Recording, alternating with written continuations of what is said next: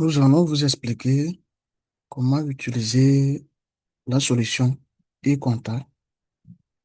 Donc déjà, avec cette page de connexion, vous allez enregistrer votre login.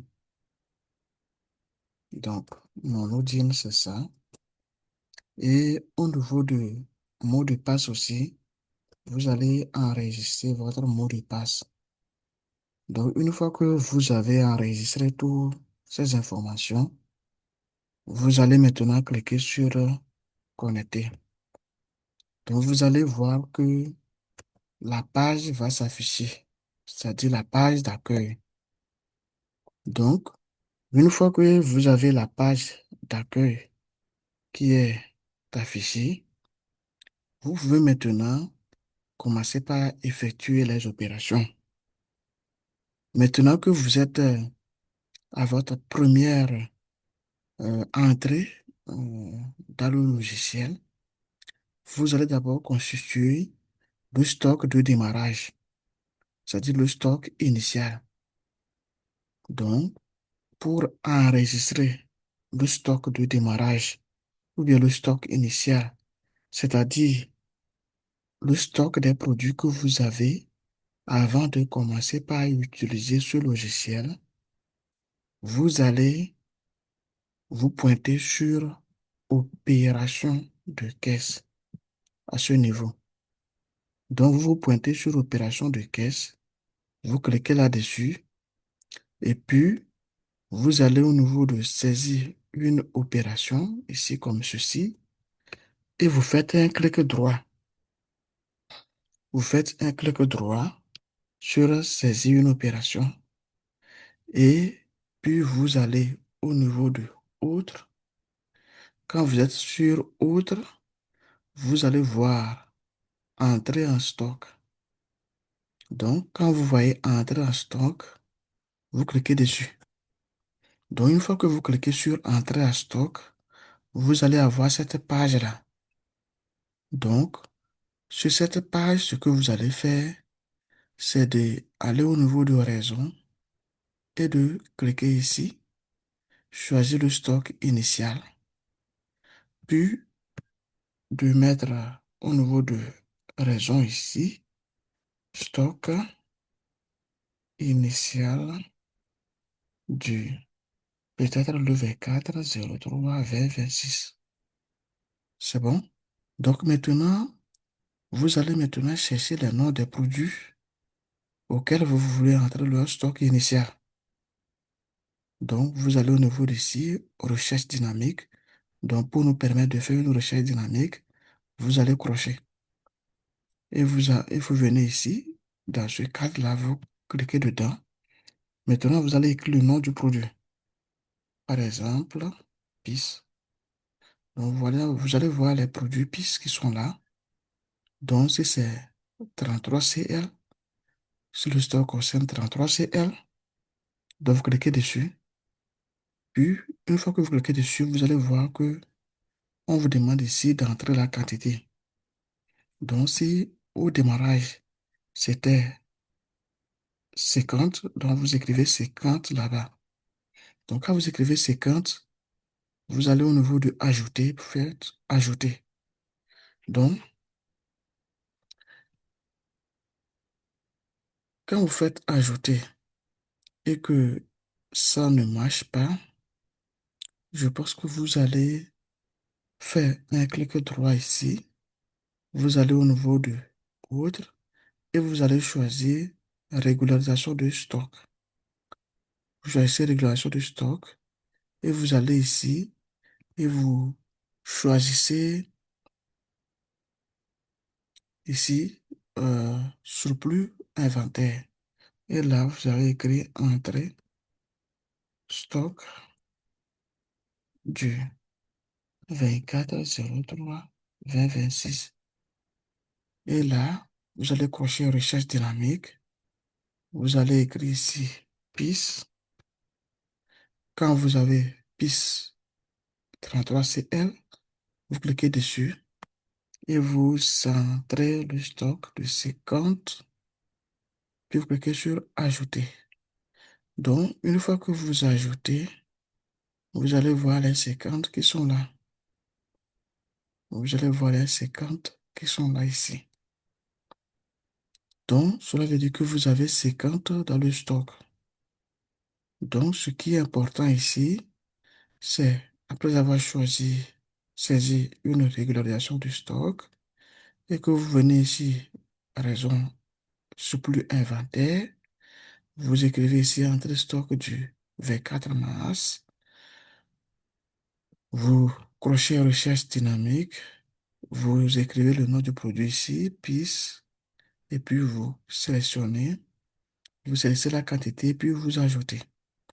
Donc, nous allons faire pour le PIS 50CL, on clique dessus, le nom du produit est récupéré ici, la quantité ici, vous mettez si c'est 20, puis cliquez sur ajouter. Donc, automatiquement, vous avez la quantité qui est dans le stock qui s'ajoute ici.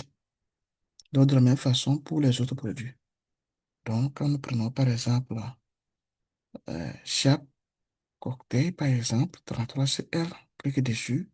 Si c'est 80, vous écrivez 80, puis ajoutez. Donc, les 80 sont disponibles ici. Donc, si c'est Cocktail 30, c'est elle aussi. Si c'est 70, vous écrivez 70, puis vous ajoutez. Donc, une fois que c'est ajouté, c'est fini. Donc, les stocks sont disponibles. Donc, quand les stocks sont disponibles, vous pouvez aussi vérifier l'inventaire du stock pour voir euh, les quantités dans le stock. Donc, l'inventaire, c'est ici.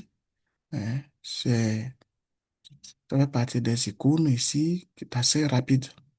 Donc, quand vous cliquez sur inventaire, vous allez voir cette page. Vous pouvez directement cliquer sur imprimer, hein. Si vous ne voulez pas euh, euh, utiliser d'autres conditions, vous allez voir que l'inventaire est disponible. Donc, chaque cocktail, nous avons entré, ouais, quantité, la colonne quantité. Nous avons entré 70. Voilà, ça fait ce montant-là. Donc, vous avez toutes les quantités que nous avons enregistrées. Donc, pour chaque produit dans le stock, voilà ce qu'on a enregistré, les quantités vont s'afficher. C'est bien. Donc, maintenant que nous vous avions montré comment enregistrer le stock de démarrage et comment voir l'inventaire, donc une fois que le stock de démarrage est là, on va maintenant procéder à la saisie des ventes. Donc, si on veut saisir une vente, vous avez le bouton d'accès rapide ici, cliquez sur vente et puis vous venez ici au niveau du client. Donc, on veut vendre les produits à quel client? Si c'est ce client-là, donc vous cliquez sur lui. Si c'est ce client, vous cliquez sur lui. Donc, cliquez sur ce client. Et puis, vous venez ici pour vite aller dans la recherche. Vous choisissez catégorie. Si c'est un produit bébé, vous choisissez quelle unité. Si c'est un CV, ou bien c'est un C12. Donc, si c'est CV, vous choisissez CV. Si c'est CV4, vous choisissez CV4. Ou bien si c'est C12, vous choisissez C12. Donc, vous pouvez choisir si c'est bien SNB. Vous choisissez si c'est C24. Si c'est CV4, combien on a dans le stock? On a 50. Donc, on veut vendre combien? On veut vendre peut-être 10. Là, quand nous allons ajouter, ça va nous rester 40. Donc, ajouter, vous voyez que ça reste 40. Donc, nous voulons peut-être aussi vendre euh, un Jama Pisney. Donc, on va vendre peut-être 15. Donc, c'était 20. Quand nous allons vendre 15, ça va nous rester 5. Donc, nous allons ajouter. Voilà, ça reste 5. Donc, une fois que la facture est bonne, on peut aussi imprimer pour remettre au client. Donc, quand nous lançons sur l'imprimer, vous allez voir les détails ici. Donc, vous allez voir les produits SNB, voir Jama Pisney, euh, on va voir les détails de ces produits-là et le montant total à payer. OK, c'est bon. Donc, vous venez de voir comment enregistrer la facture vente. Donc, vous pouvez fermer cette page-là. Vous cliquez sur oui. Maintenant, une fois que vous voulez peut-être enregistrer les factures achats, donc vous êtes parti acheter les produits chez votre fournisseur, vous amenez ça au service, vous les enregistrez. Donc, les achats, c'est ici. Donc, cliquez sur achat. Une fois que vous cliquez sur achat, vous allez, c'est la même procédure au niveau des informations du fournisseur. Vous allez choisir ici le, le fournisseur.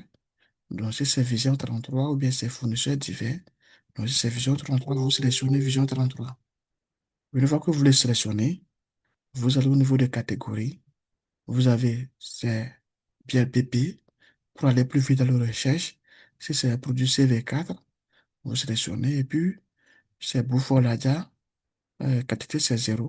Vous avez reçu peut-être 100. Cliquez sur Ajouter ici. Cliquez sur Ajouter ici. Donc, ça fait 100. Vous voyez qui est disponible.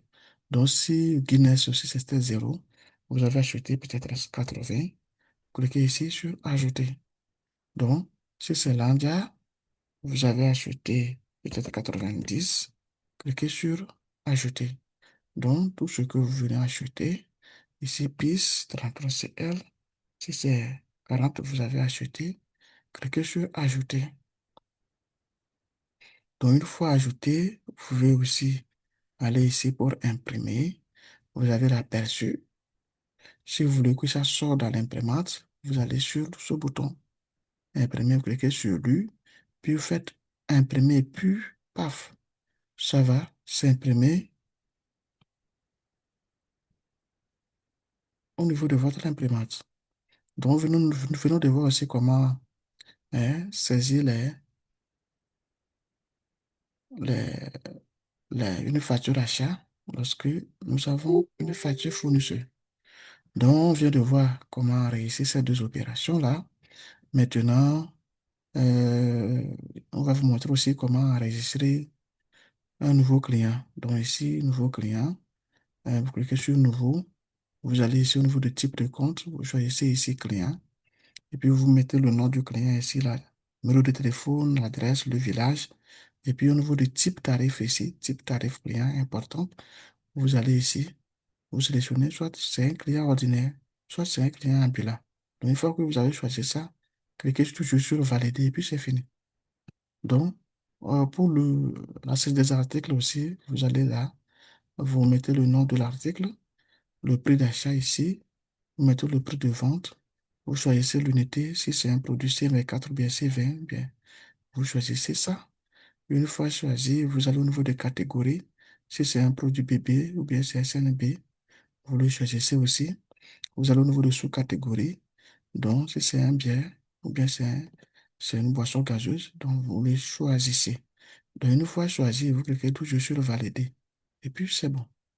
Maintenant, ce que je vais vous montrer aussi, c'est par exemple lorsque vous faites une facture vente, vous devez modifier le prix de vente. Donc vous allez ici, par exemple, vous faites une facture vente, vous allez au niveau du client, vous choisissez le client, supposons que c'est ce client-là, et que vous allez au niveau de ici, bière bébé, vous choisissez CV4, vous avez 80 dans le stock, et que vous vendez peut-être à 50, vous vendez 50, vous cliquez sur euh, peut-être vous, le prix c'est 12 895, prix de vente.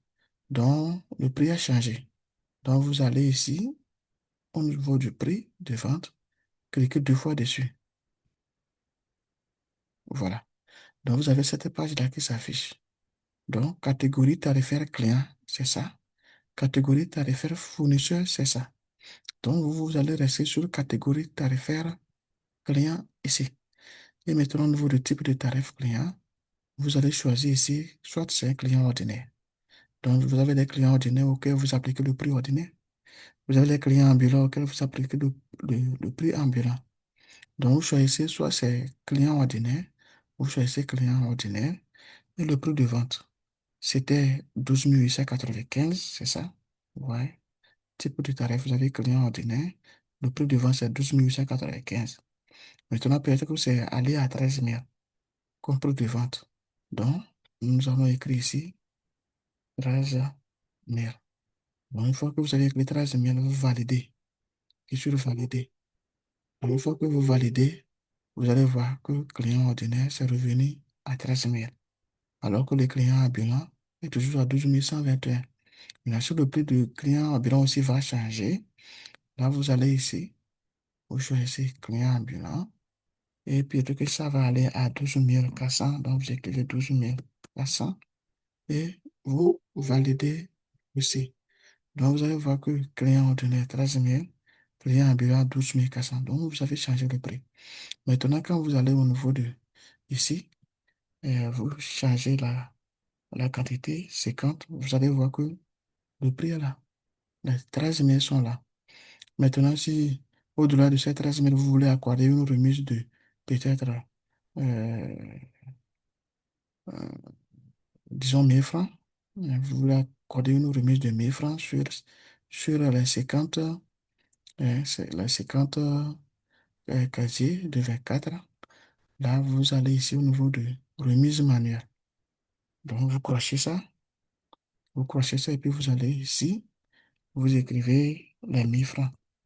Donc, quand vous écrivez les 1 000 francs, vous allez constater que le prix de vente c'est 13 000, donc le montant ça fait 150 000.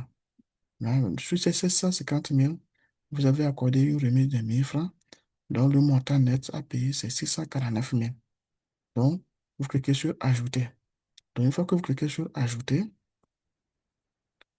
vous allez constater que puisque le paramétrage a été fait pour pouvoir accorder 50 francs par bouteille. Dans ce cas, la remise manuelle ne sera plus prise en compte parce que on a déjà fait un paramétrage pour accorder 50 francs par bouteille.